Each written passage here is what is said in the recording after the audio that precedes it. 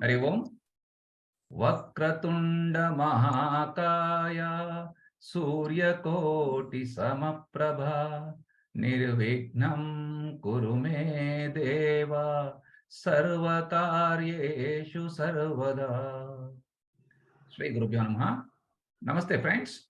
Welcome to session 139 of Bhagavad Gita verse by verse. Our study of chapter 18, known as Moksha Sannyasa Yoga, will continue with the verses 41 to 45 of this chapter. These verses will be chanted later at the end of the class. Now, before Dr. Hegdes will give introduction of today's class, Dr. Raksha Ravishankar will give a brief recap of verses we studied in our last episode. Over to you, Raksha ma'am. Shri Gurubhyo Namaha. The recap of verses 36 to 40 of chapter 18. Lord Krishna had taken up Jnanam, Karma, Karta, Buddhi, Dhriti. Now he introduces the topic of Sukham from this verse. He says, Bharatarshaba. Next slide, sir. O Arjuna, the best among the Bharatas, Trividam Sukham Shrunu. Listen to the three folds of happiness. We all know every human being craves for happiness. It is not a learned desire. It is an instinctive one. The choice is only regarding the type of happiness. Pujya Swami Paramarthanandaji says, an intelligent person chooses the right brand of happiness. Abhyasat matra yatra ramate cha dukkantam nigacchati. By sheer practice and training alone, the mind revels in that and sees the end of sorrow. Next slide, sir. Verse 37 describes the Sattvika Sukha. This is pure spiritual ananda that one derives following a spiritual way of life. This ananda comes throughout the spiritual journey and not just at the end. And it is experienced from inside and no external sources are required. This is a lifelong happiness and brings a lot of peace of mind. Sattvika Sukham is described as agre vishamiva, like poison at the beginning, pariname amrutopamam, and like nectar at the end. And how does it happen? Atma buddhi prasadajam, by purity of one's own mind due to self-realization. Lord Krishna gives a warning. He says it is the greatest ananda, but we have to work towards it. Purifying our mind by karma yoga, turning our mind inwards by upasana yoga, and then into jnana yoga. Next slide, sir. Verse 38, we see the rajasic pleasure. All the pleasures which are born out of sensory contact with the sense objects. That is Vishayendriya Samyogat. Here again, Lord Krishna says, they are not permanent. It may lead to sorrow or dukkha when we lose it. This is like agre amrutopamam, like nectar in the beginning, and pariname vishamiva, and like poison at the end. So relying exclusively on rajasika pleasure leads to samsara. Coming to verse 39 in the next slide. Tamasic happiness dilutes the self. Agrecha anubandecha, in the beginning and at the end. It is because of nidra, alasya, and pramada, that is sleep, indolence, and carelessness. In the last class, we had heard that such people are generally fatalistic by nature. They do not exercise their free will, and they are not bothered whether there is dharma or adharma. With this, the three types of sukham are over.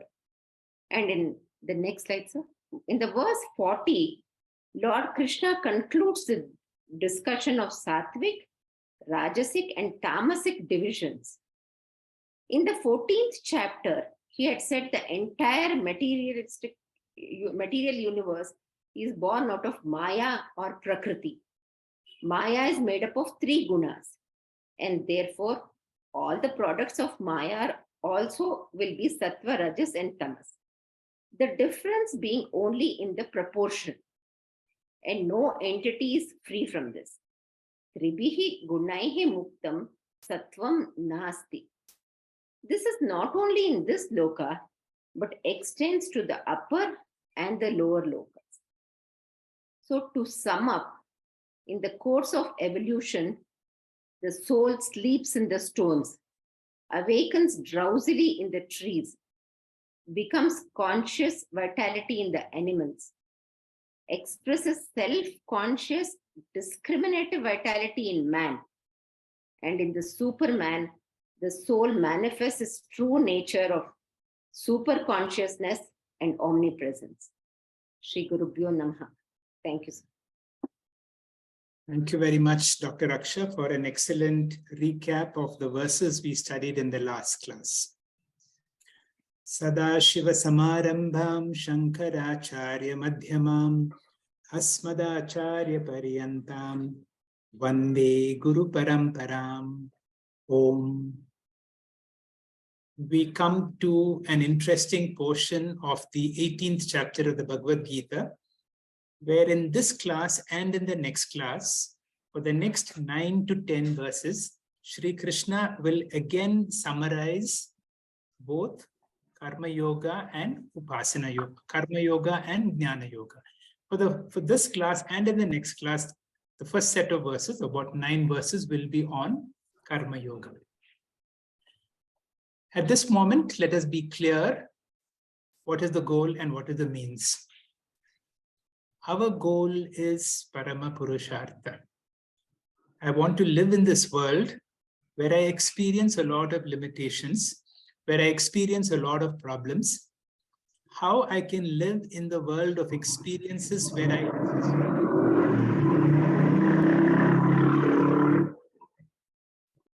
encounter a lot of limitations, and yet I can be free. And that we know is possible only through spiritual knowledge or jnana. Spiritual knowledge is possible only for a person who has jnana yogyata.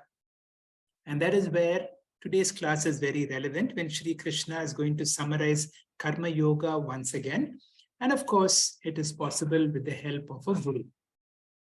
Let us quickly revise what is this Karma Yoga, where our everyday work, if it is done as an offering to God, offering to fellow human beings, where Nara Seva is Narayana Seva. In a sense, Karma Yoga is right action with right attitude. What is the right attitude? What is the right action? The action is whatever action that I do, it should be sattvic. It should be something that helps a large number of people. And if I'm benefited in the it should be more as a benefit in the byproduct. That is what is the right action. What is right attitude? Ishvara Arpana. Whatever I'm doing it as an offering to God. And every action, every karta is a bhokta.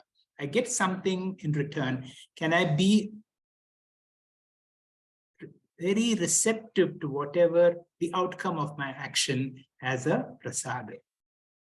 Right in the beginning, in the 3rd chapter of the Bhagavad Gita, Shri Krishna told us about 4 aspects of Karma Yoga. First is as a commandment, as Ishvara Agnya. You have no choice. You have to do it. Instead of being a karmi, can you become a karma yogi? How do you become a karma yogi? By making every action a yajna. When does an action become yajna? When we do it very gratefully. When we receive everything gratefully. It is both action and receiving the phala gratefully. And what does this help us? Our mind becomes rarefied, purified. The prakrita manas now becomes samskrita. This is what is called chitta shodhaka. The mind becomes purified for jnana yoga. In these set of verses, Shri Krishna is going to emphasize about dharma, about the way of life, where we need to convert our whole attitude. Instead of being a consumer to being a contributor. How I can be a contributor. Now let us see Karma Yoga as a sadhana. For every sadhana, there must be a sadhyam, there must be a goal, there must be a sadhaka. So all of us sadhakas, the seekers, are doing a sadhana to achieve a certain sadhyam and become a siddha. Our siddha is what? What is that we're trying to achieve? What is our sadhyam? Our sadhyam is jnana, yogyata, and chitta shuddhi. And therefore, and because we don't have much time, we should make every action. There is nothing like religious action or spiritual action. Normally, we think we spend our time in the prayer room as a religious action. But when you come out, can we be naturally nice to everybody? In thought, word, and deed, whatever we do can become a sadhana. And our sadhana now goes on all through the day. It never stops. Karma Yoga. Now, today we will see why Karma Yoga is not an easy sadhana. The first thing is right action. As I said, most of our actions should be sattvic, and it should be no prohibited actions. If there is any prohibited action, then my action ceases to be a Karma Yoga. The second is, what is the attitude? I should have total acceptance. It is so difficult to be able to accept something that we don't expect. When when the outcome is not as per our expectation, there is an internal upset. But if the mind is so prepared that whatever is the outcome, I'm ready to accept. And how do we do? As a karta, it should be through Ishvara Arpana, through full of awareness. In today's set of classes, we will be focusing on our dharma. That means, can I play whatever role that I have 100% by understanding that we are not human beings having an occasional spiritual experience, but the other way around. We are spiritual big beings who have forgotten our true nature, and we are actually divinity in disguise. This divine being, the Atma, is now playing a limited role. And depending upon the gunas that we have, some of us have certain kind of roles. Based on that, based on our gunas, each of us have a unique talent. There is some unique talent in each one of us which is waiting to be expressed. Fulfillment in life happens when we are able to serve the community, serve our fellow human beings with that unique ability. All of us have something that comes relatively effortlessly.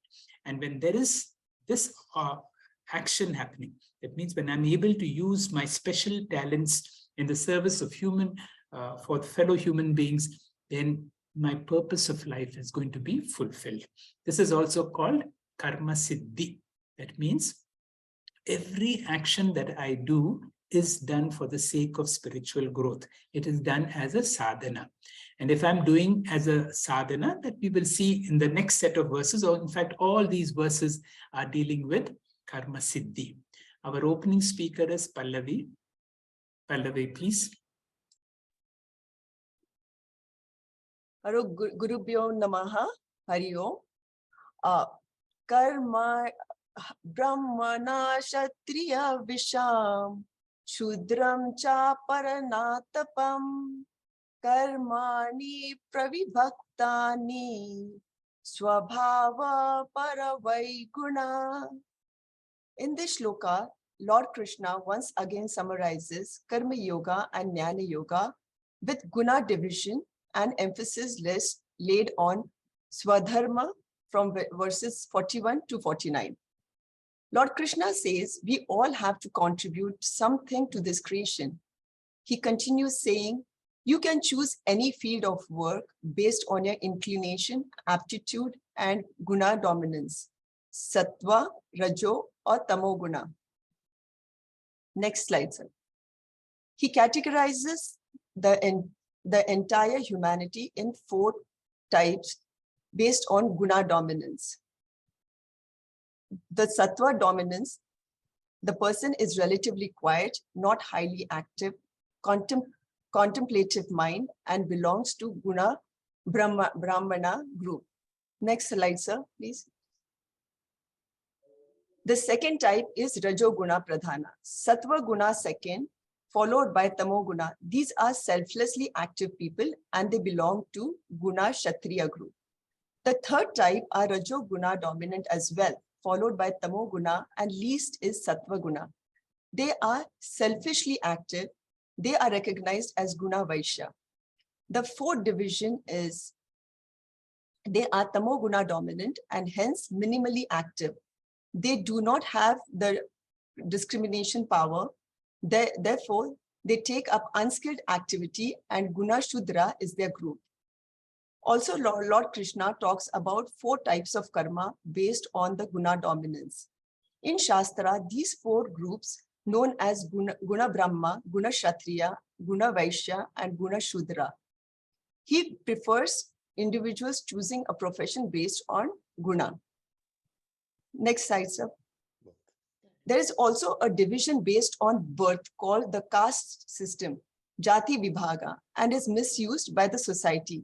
They are as follows: Jati Brahmana, Jati Kshatriya, Jati Vaisya, and Jati Shudra. Now the shlok goes like this: Brahmana Kshatriya Vishama Shudram Cha, meaning a person may be a Jati Brahmana, but he may be Guna Shudra or Vaisya or Kshatriya or Brahmana. Karmani Pravibhaktani. For these 4 groups of people, 4 types of professions are allotted by the Veda themselves. Vedas have compared human body organs like the 4 gunas. The head is like Brahmana, taking care of knowledge, activities, sattvic activities. The hand are like Kshatriyas, taking care of defense activities and other types of activities. The thighs are like Vaisya, which supports the individual to stand. The feet are like Shudra. They carry the individual from one place to another. All these 4 activities are equally sacred. Therefore, through these professions, one can contribute to society and feel fulfilled. Now, what basis should one choose his profession? There are 3 possibilities in choosing a profession. Possibility number 1 is based on inclination and aptitude. This is guna-based choice of karma. Lord Krishna prefers going by swabhava because as a karta, you are enjoying the process from the beginning and not waiting for the phalam in the future.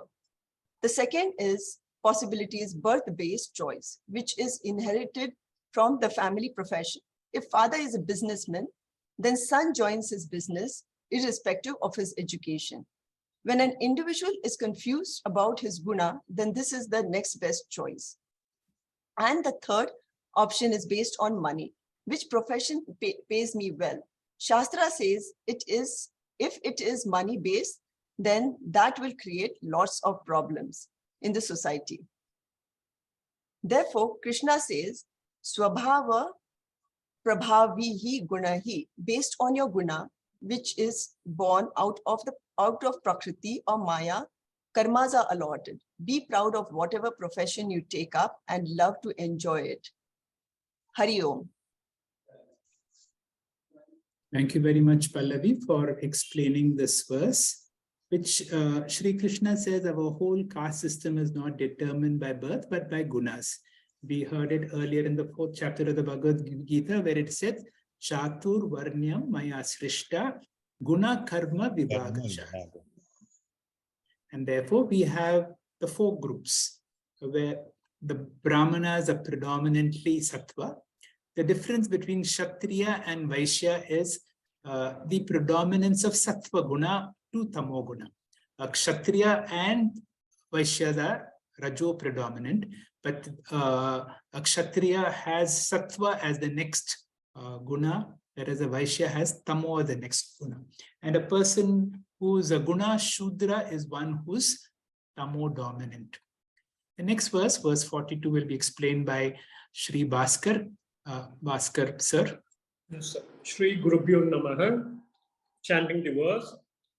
Shamo damas tapas sauchyam shantir arjavam evacha jnanam vijnanam mastikyam brahma karma saravicham.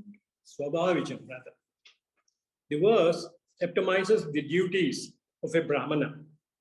It emphasizes the qualities of a Brahman must possess, such as composure, restraint, discipline, accepting the veracity of the Vedas, and several other complementary virtues.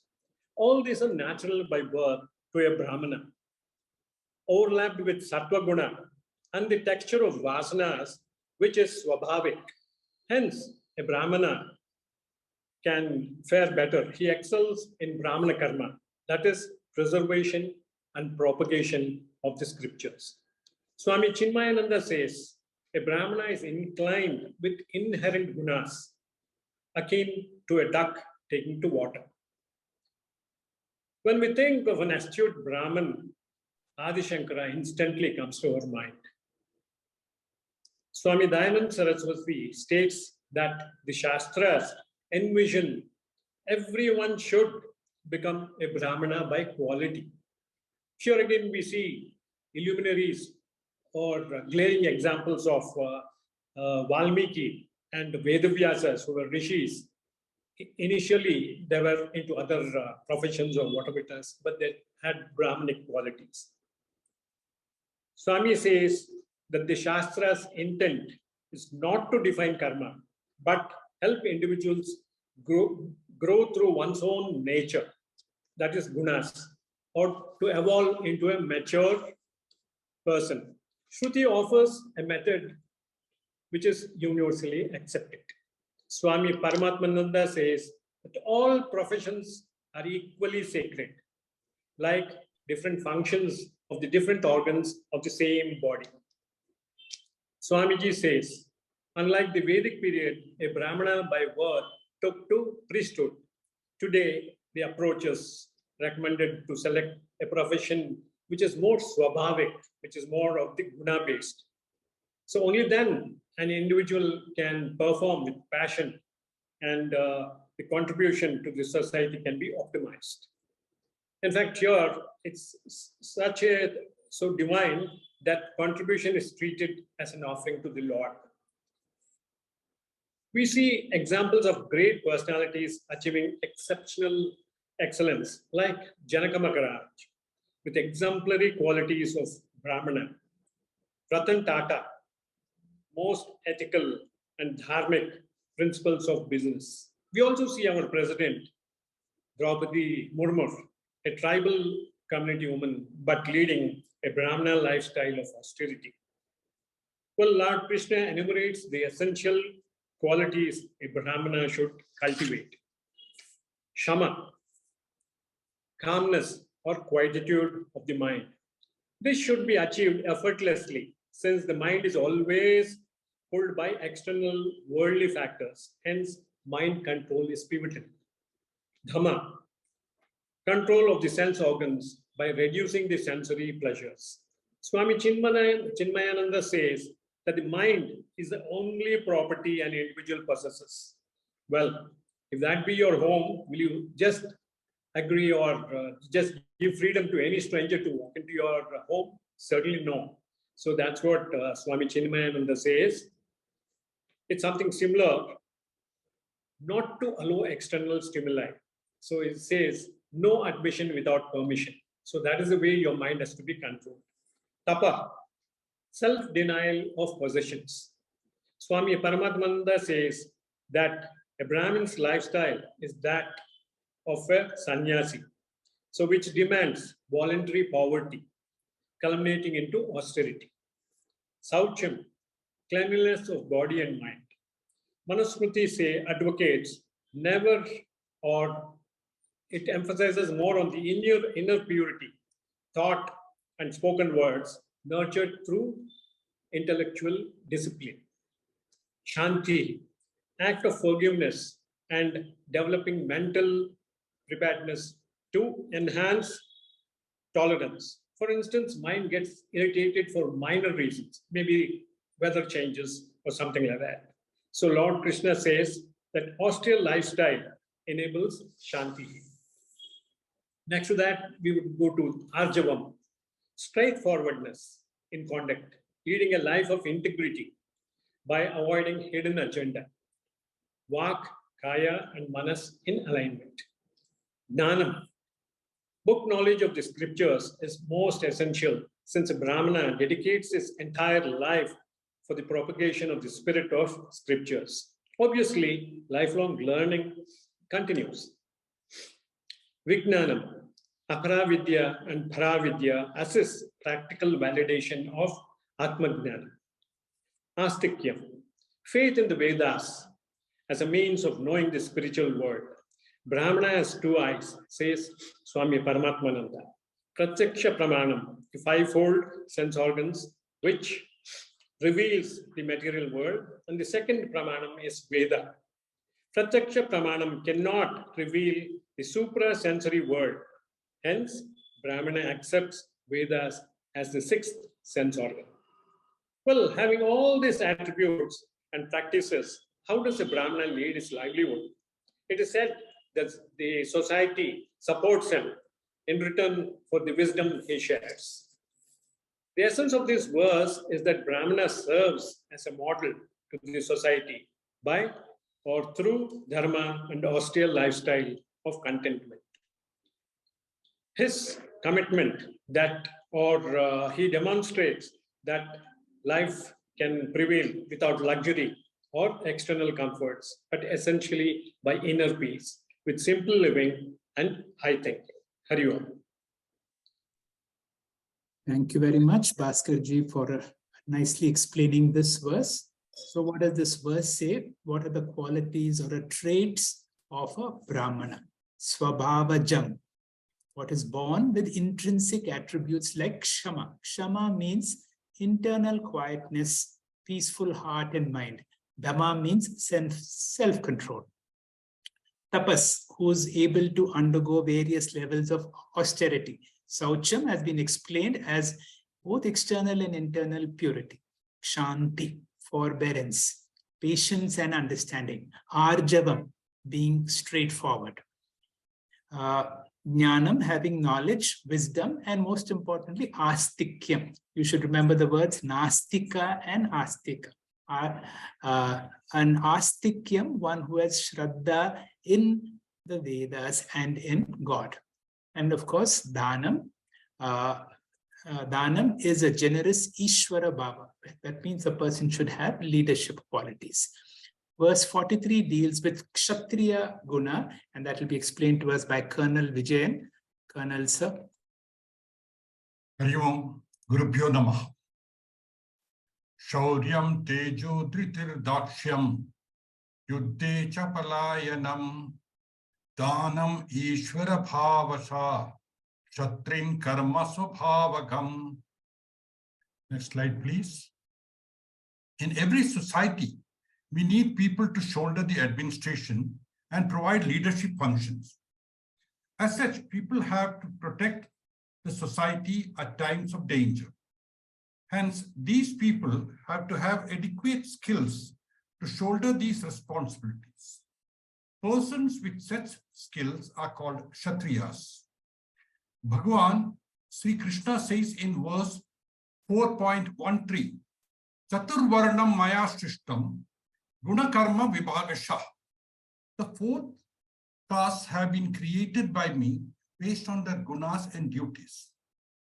The constitution of the Kshatriya is marked by predominance of Rajas and Sattva gunas. Rajas is the principle of activity or energy, while Sattva is the principle of enlightenment. A strong-willed devotee, the Kshatriya does not think in terms of rewards, but rather surrenders everything, including his life and ego, to the divine in his struggle for self-conquest. In verse 43, Bhagavan speaks about the qualities of a Kshatriya. But before going further, I would like to narrate a military action called out by 26-year-old Captain Vikram Batra, who displayed qualities mentioned in this verse. Next slide, please. It was on the night of 19th/20th June 1999 that Lieutenant Vikram was given the order to capture point 5140.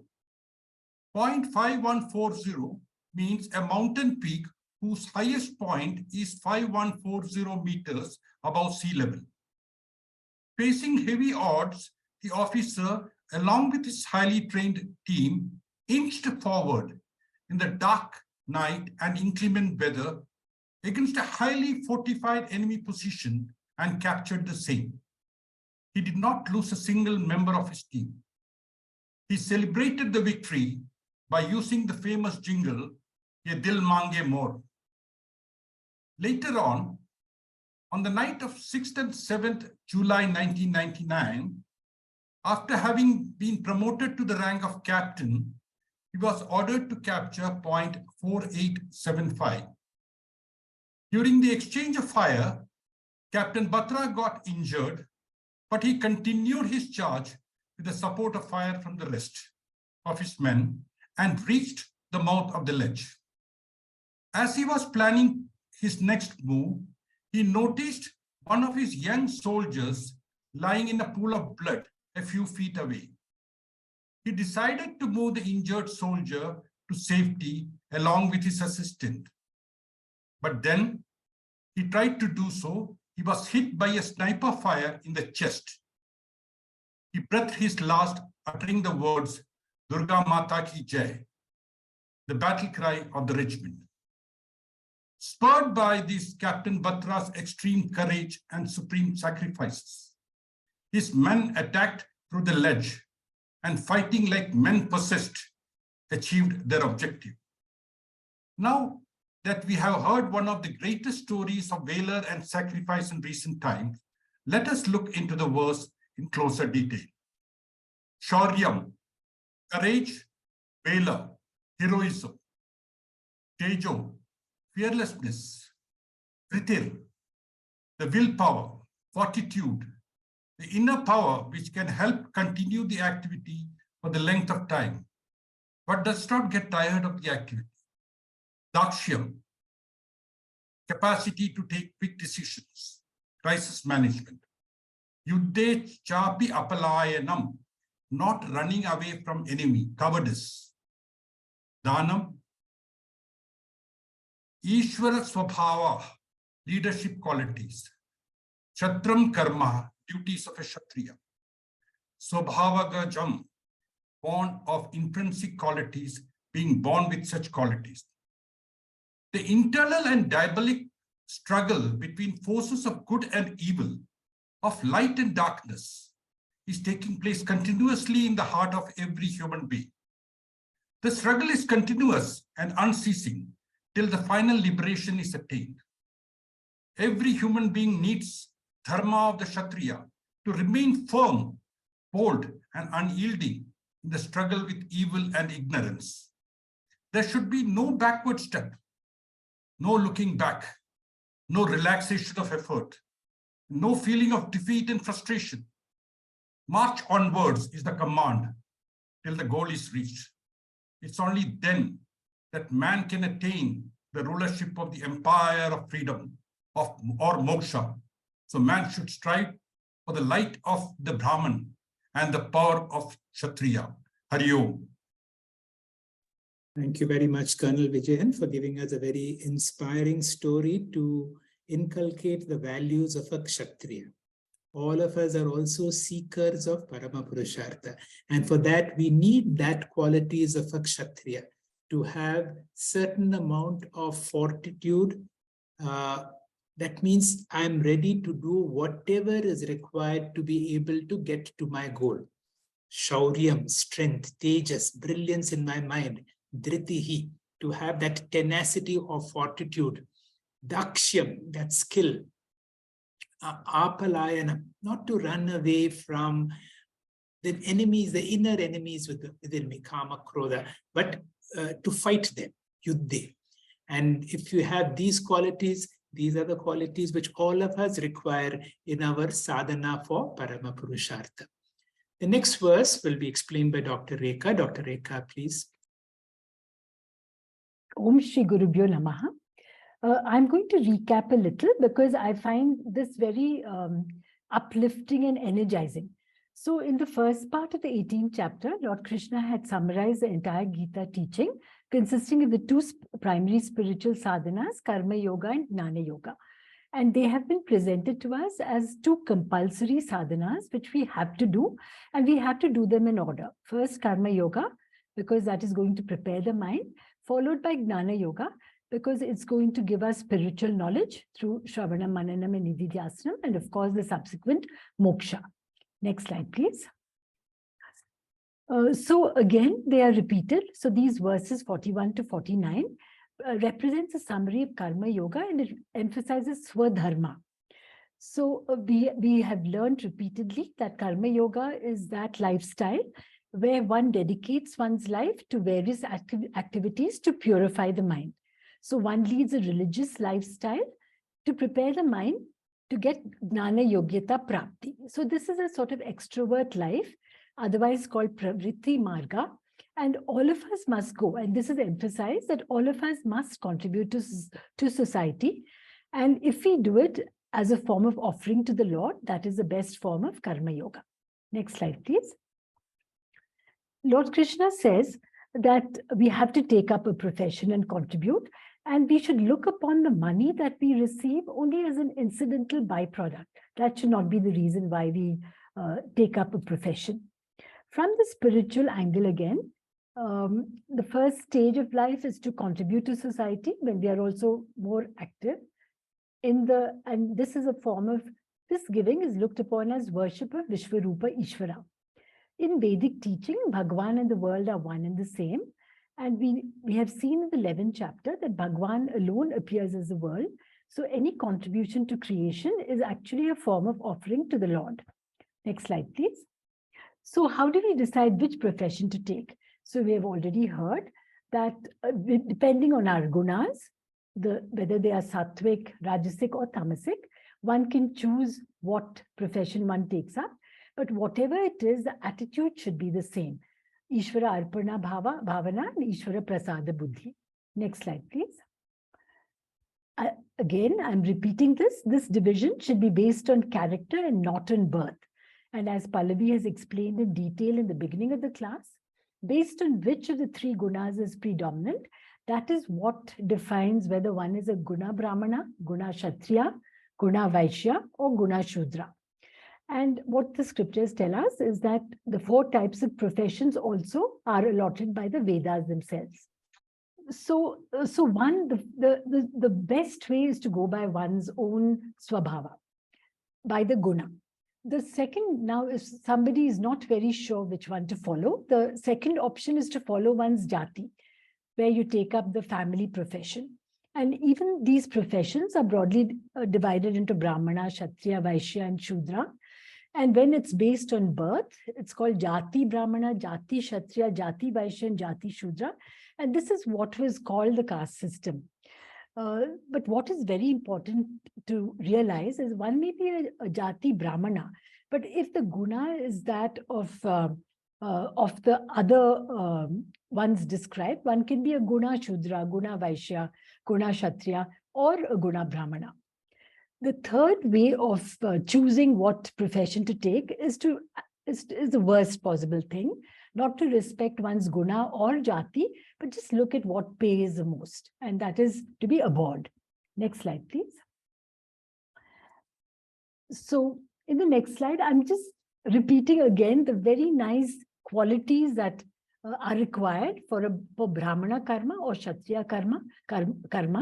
Brahmana karma, mind control samaha, sense control damaha, austerity tapaha, purity shaucham, patience shantihi, straightforwardness arjavam, gnanam aparavidya, vijnanam which is paravidya, and faith astikyam.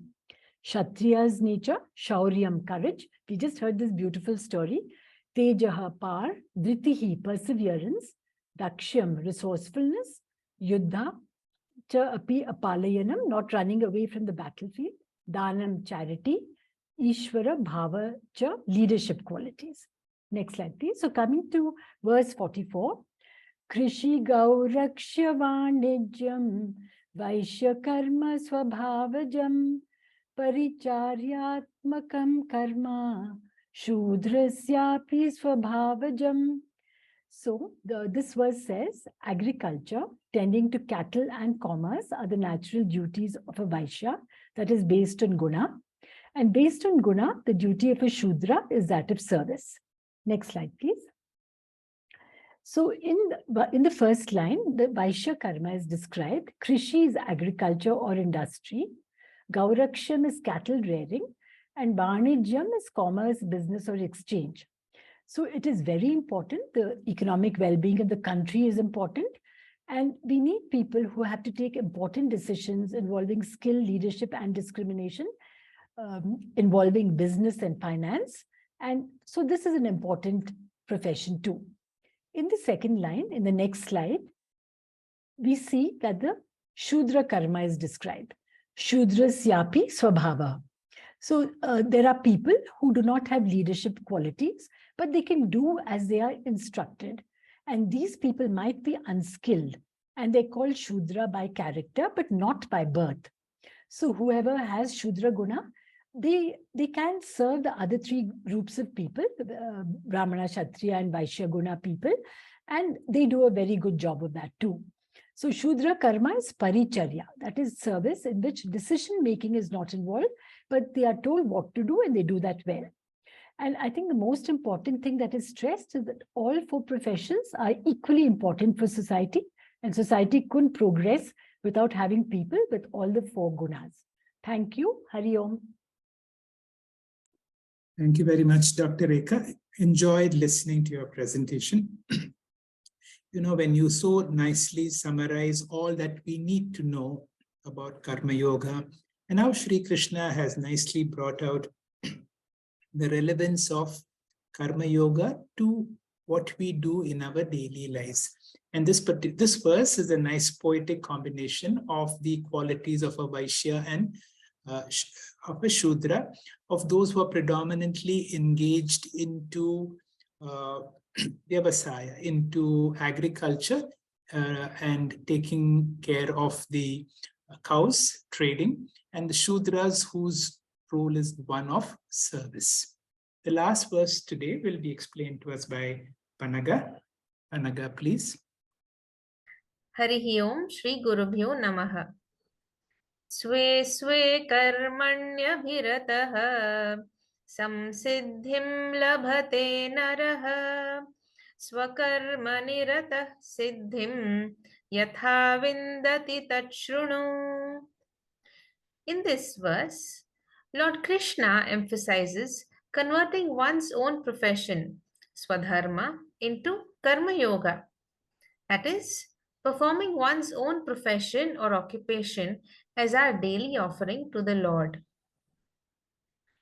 Ishvara Arpana, and accepting the results as God's will, Ishvara Prasada.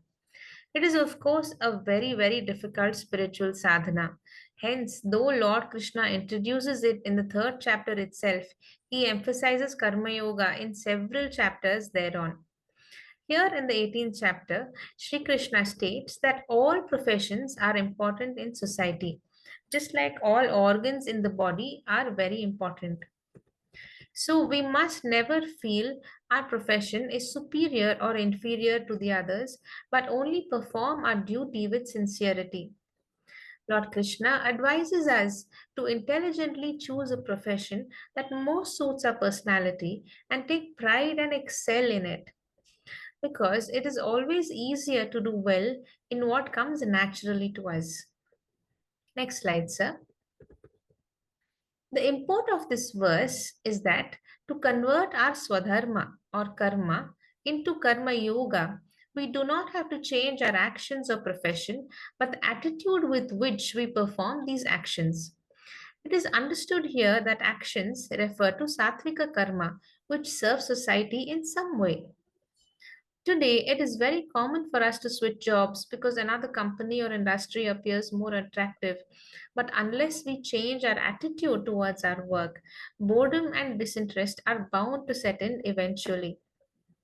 Therefore, Sri Krishna tells us, Swe Swe Karmani Abhirataha. Remain in our profession and do our assigned work. but increase the level of involvement and dedication to achieve excellence. By focusing on how best we can do what we're currently doing, we begin to see the work itself with a new perspective. We realize the hidden joy in it. The word abhirataha is derived from the root ram, meaning reveling or enjoying. Work is no more just work, but an opportunity to completely live in the present moment, doing what we do with joy and enthusiasm. Next slide, sir. Thus, all else remaining the same, a transformation in our attitude is required for mundane worldly work to be elevated to a form of worship. In the next slide, we will see the benefit of this change in attitude. Samsiddhim labhate naraha. Being constantly engaged in our swadharma with the attitude of Ishwararpana, man attains siddhi. Here, siddhi refers not to gnanam but to chitta shuddhi or purity of our minds. Usually, professional work entails a lot of stress and pressure to produce results. By dedicating our actions to the Lord, we naturally perform it to the best of our abilities and without worry about the result. We now have the conviction that we have done our best.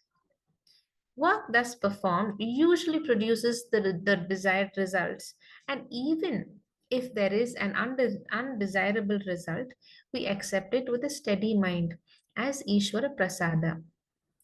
Exercising this attitude every day unfailingly leads to purity of our minds and gives us the sadhana chatushtaya sampatti or gnana yogyata. That is why Karma Yoga is the first and must and should step that we have to take in our spiritual journey. Coming to the next line. Swakarma nirataha siddhim yatha vindati tachrunu. Swakarma nirataha is continuously engaged in your swakarma or swadharma. Tachrunu, listen, O Arjuna. Siddhim yatha vindati. How will you attain siddhi? In the next verses, Lord Krishna further elaborates on this concept and explicitly instructs Arjuna to listen to him, indicating the importance of this topic. Thank you, Hari Om. Thank you very much, Panaga, for a nice explanation again. And this verse again, if I can summarize, Naraha, a person, Labate, gains some siddhim. Some siddhim means perfection. Sway, in one's own activity, karmani. Abhirataha, when he is fully engaged, and nirataha, you have to enjoy your work. So Krishna is saying true fulfillment comes when you learn to enjoy whatever you do. And this is what is called karma siddhi. And karma siddhi is a person who's fully engaged in his activities, who does his duties not as a profession, but that does his duties as something that he enjoys as part of his daily activity. Vindati, such a person will attain siddhim, perfection in one's own activity. And so Shri Krishna is going to elaborate all that we will see in the next class. We will have a chanting of all these verses by none other than our leader of the whole chanting process, Venkatesh Prasad. Shri Gurubhyo Namaha. Brahmana Kshatriya Visham Shodranam cha parantapa Karmani pravibhaktani Swabhava prabhavair gunai Shamo damastapa shaucham Kshantirarjavameva cha Jnanam vijnanamastikyam Brahma karma swabhavajam Shauryam tejo dhrutirdakshyam Yuddhe chapyapalayanam Danamishvara bhavascha Kshatram karma svabhavajam Krushi gauraksha vanijyam Vaisya karma svabhavajam Paricharyatmakam karma Shudrasyapi svabhavajam Sve sve karmanyabhirataha samsiddhim labhate naraha Swakarmanirata siddhim yatha vindati te chrunu. Hari Om. Shri Gurubhyo Namaha. Hari Om. Thank you, friends, for your active participation. Thank you all speakers for a wonderful class. On Monday, 20th March 2023, let us log in for a new session 50 of Disha for the discovery of inner strength and happiness at 6:45 p.m. In this episode of Disha, we will continue our Vishwarupa Darshana Yoga along with the topic of Karma Yoga in Tattva Bodha. With this, let us conclude today's session with our usual Shanti Mantra. Om Purnamadah Purnamidam Purnat Purnamudachyate Purnasya Purnamadaya Purnamevavasishyate. Om Shanti Shanti Shanti. Hari Om. Shri Gurubhyo Namaha. Hari Om.